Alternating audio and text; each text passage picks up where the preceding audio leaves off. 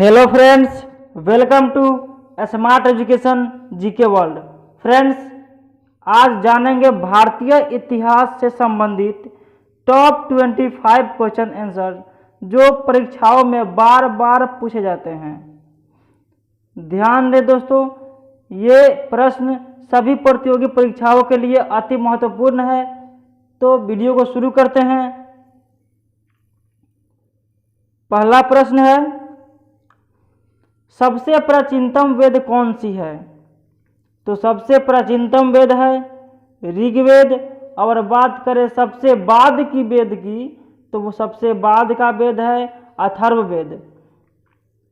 अगला प्रश्न है, उत्तर भारत के मंदिरों की कला की शैली को क्या कहा जाता है? उत्तर भारत के मंदिरों की कला की शैली को क्या कहा जाता है? तो इसे कहते हैं नागर शैली।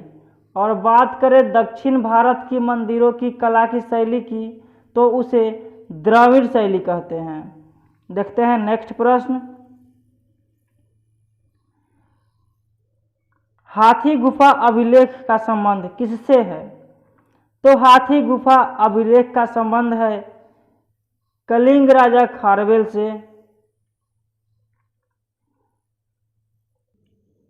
अगला प्रश्न है, सिंधु सभ्यता की खोज किसने की थी?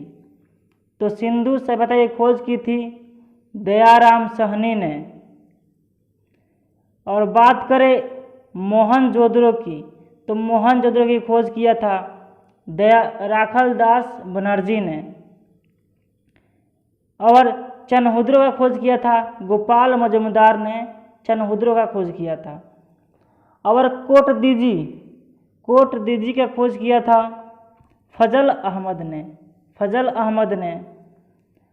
और बात करें कि ये किस नदी के किनारे बसा हुआ है, तो हड़प्पा बसा है रावी नदी के किनारे, मोहनजोदड़ो बसा है सिंधु नदी के किनारे, और कालीबंगा बसा है घर्घर नदी के किनारे।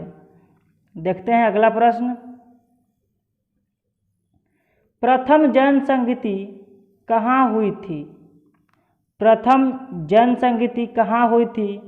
तो ये हुई थी पाटलिपुत्र में। प्रथम जैन संगीति 300 ईस्वी पूर्व में पाटलिपुत्र में हुई थी, जिसका अध्यक्ष स्थूलभद्र था, जो अजातशत्रु के शासनकाल में हुआ था।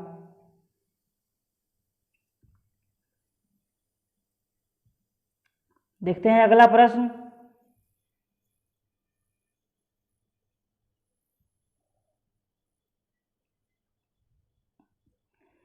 दूसरा बौद्ध संगीति किसके शासनकाल में हुआ था?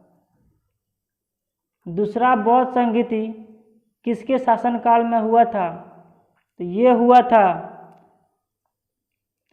कला अशोक के शासनकाल में।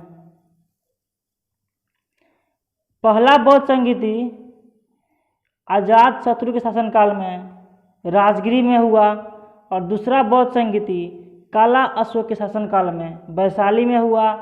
तीसरा बौद्ध संगीति अशोक के शासनकाल में पाटलिपुत्र में हुआ, और चौथा बौद्ध संगीति कनिष्क के शासनकाल में कुंडलवन कश्मीर में हुआ। अगला प्रश्न है, बुद्ध की प्रथम मूर्ति किस कला शैली के अंतर्गत बना?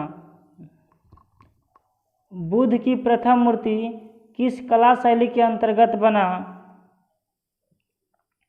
तो ये बना है मथुरा कला शैली के अंतर्गत। और बात करें कि बुद्ध की सर्वाधिक मूर्ति किस कला शैली के अंतर्गत बना है, तो वो बना है गंधार कला शैली के अंतर्गत। ध्यान दें, बुद्ध की प्रथम मूर्ति मथुरा कला शैली के अंतर्गत बना है, और बुद्ध की सर्वाधिक मूर्ति गंधार कला शैली के अंतर्गत बना है। अगला प्रश्न है, एलोरा के प्रसिद्ध कैलाश मंदिर का निर्माण किसने करवाया? एलोरा के प्रसिद्ध कैलाश मंदिर का निर्माण राष्ट्रकूटों ने करवाया। ऑप्शन बी सही होगा। देखते हैं अगला प्रश्न। पाटलिपुत्र की स्थापना किसने किया? पाटलिपुत्र की स्थापना किया उदयन ने। उदयन ने पाटलिपुत्र की स्थापना किया, जो जैन धर्म का अनुयायी था। देखते हैं अगला प्रश्न।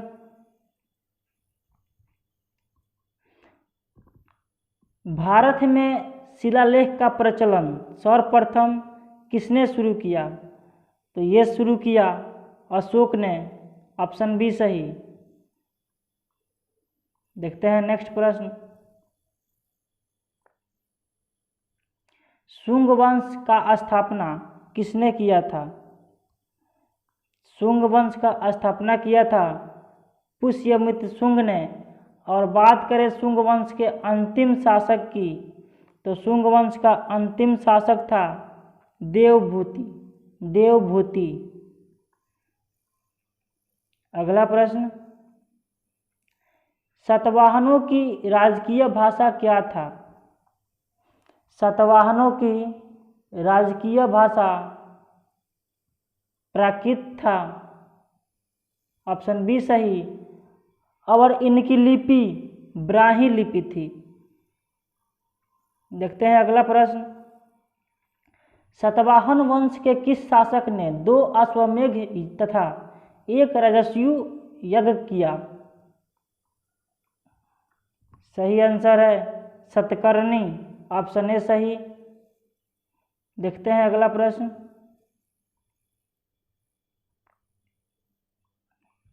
भारत का नेपोलियन किसे कहा जाता है? भारत का नेपोलियन किसे कहा जाता है? तो वो कहते हैं समुद्रगुप्त को। समुद्रगुप्त को भारत का नेपोलियन कहा जाता है। देखते हैं नेक्स्ट प्रश्न। नालंदा विश्वविद्यालय की स्थापना किसने की थी? नालंदा विश्वविद्यालय की स्थापना किसने की थी? तो ये किया था कुमारगुप्त ने। ऑप्शन डी सही। और बात करें इसे ध्वस्त करने का, तो नालंदा विश्वविद्यालय को बख्तियार खिलजी ने ध्वस्त किया। देखते हैं अगला प्रश्न।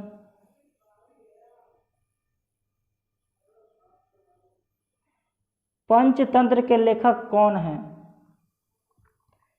पंचतंत्र के लेखक कौन है? पंचतंत्र के लेखक हैं विष्णु शर्मा। पंचतंत्र संस्कृत भाषा में लिखी गई थी। पंचतंत्र संसार का सर्वाधिक प्रचलित ग्रंथ माना जाता है। देखते हैं अगला प्रश्न।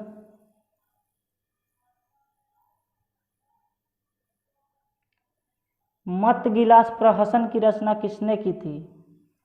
मत्तगिलास प्रहसन की रचना किसने की थी? तो ये किया था महेंद्र वर्मन। मत्तविलास प्रहसन की रचना महेंद्र वर्मन ने किया था। देखते हैं अगला प्रश्न।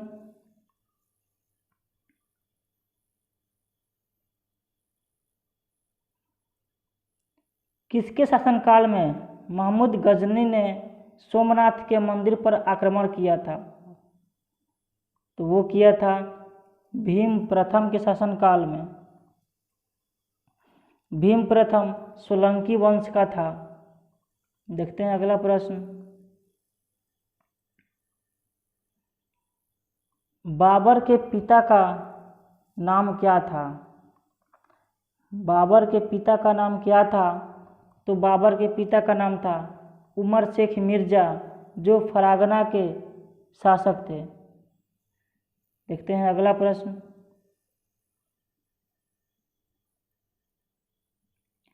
हुमायूं द्वारा लड़ा गया प्रथम युद्ध, हुमायूं द्वारा लड़ा गया प्रथम युद्ध, तो हुमायूं द्वारा लड़ा गया प्रथम युद्ध है देवरा का युद्ध, जो 1531 में हुआ। हुमायूं द्वारा लड़ा गया दूसरा युद्ध था चौसा का युद्ध, जो 1539 में हुआ। हुमायूं द्वारा लड़ा गया तीसरा युद्ध था बिलीग्राम का युद्ध, जो 1540 में हुआ, और हुमायूं द्वारा लड़ा गया चौथा युद्ध था सरहिंद का युद्ध, जो 1555 में लड़ा गया। देखते हैं अगला प्रश्न, हुमायूं नामा की रचना किसने की? तो हुमायूं नामा की रचना की थी गुलबदन बेगम ने। ऑप्शन सी सही होगा। देखते हैं अगला प्रश्न, दास प्रथा का अंत कब हुआ? तो दास प्रथा का अंत हुआ 1562 में, ऑप्शन ए सही। और 1563 में तीर्थ यात्रा कर समाप्त हुआ। 1564 में जजिया कर समाप्त हुआ, और ये सारे कार्य अकबर के द्वारा किया गया। देखते हैं अगला प्रश्न, अकबर के दरबार में प्रमुख संगीतकार कौन थे? अकबर के दरबार में प्रमुख संगीतकार थे तानसेन। देखते हैं अगला प्रश्न, किसके शासनकाल को चित्रकला का स्वर्ण काल कहा जाता है? किसके शासनकाल को चित्रकला का स्वर्ण काल कहा जाता है? तो ये जहांगीर के काल को चित्रकला का स्वर्ण काल कहा जाता है। ऑप्शन ए सही होगा। देखते हैं अगला प्रश्न, मुगल दरबार में जाने वाला प्रथम अंग्रेज कौन था? मुगल दरबार में जाने वाला प्रथम अंग्रेज था कैप्टन हॉकिंस। कैप्टन हॉकिंस, जो जेम्स प्रथम के राजदूत के रूप में 1609 में रेड ड्रैगन से भारत आया। रेड ड्रैगन एक समुद्री यान थी जिससे कैप्टन हॉकिंस जेम्स प्रथम के राजदूत के रूप में 1609 में जहांगीर के शासनकाल में जहांगीर के दरबार में आया। एक बार रिपीट करते हैं प्रश्न को, मुगल दरबार में जाने वाला प्रथम अंग्रेज कौन था? तो वो था कैप्टन हॉकिंस। कैप्टन हॉकिंस, जो जेम्स प्रथम के राजदूत के रूप में 1609 में मुगल दरबार में आया। दोस्तों, ये रहा 25 प्रश्न जो बहुत ही इम्पोर्टेंट है। तो वीडियो अच्छी लगी हो तो वीडियो को लाइक करें, दोस्तों के साथ शेयर करें, कमेंट करें। और अभी तक आप चैनल को सब्सक्राइब नहीं किए हैं तो चैनल को सब्सक्राइब करें। धन्यवाद। मिलते हैं नए वीडियो में नए टॉपिक के साथ।